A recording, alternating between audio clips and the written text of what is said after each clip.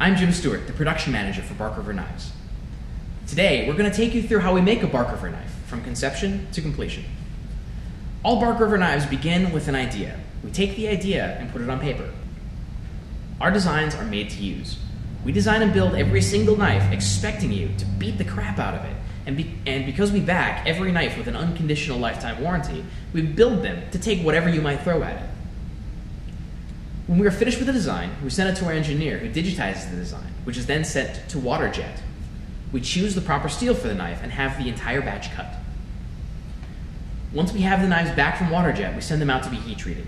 In the 40 years my dad, Mike Stewart, has been making knives, we've learned a few things about heat treating knives.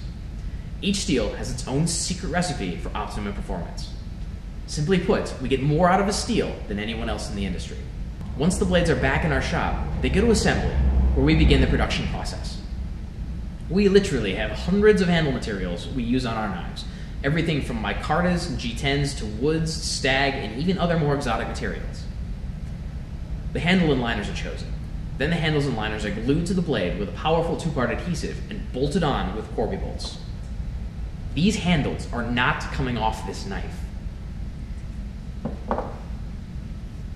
We take extra time at this point to clean up any excess glue and make sure the handles are flush with the blade.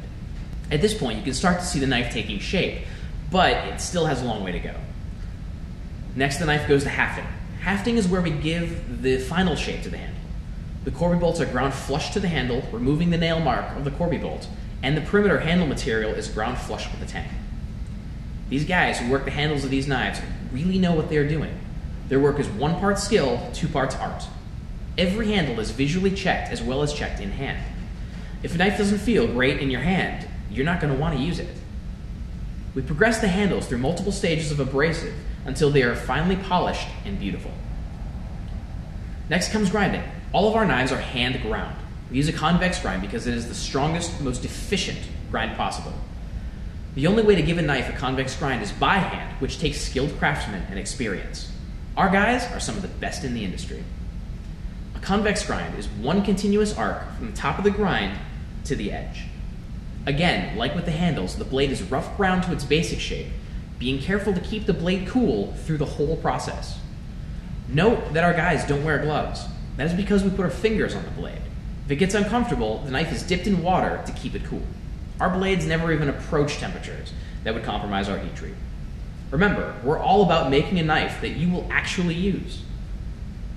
After the knife is rough ground to its optimum blade geometry, we step through finer and finer grits of abrasive until we finish ready for polishing. Lastly on the line, the knife is sharpened and polishing.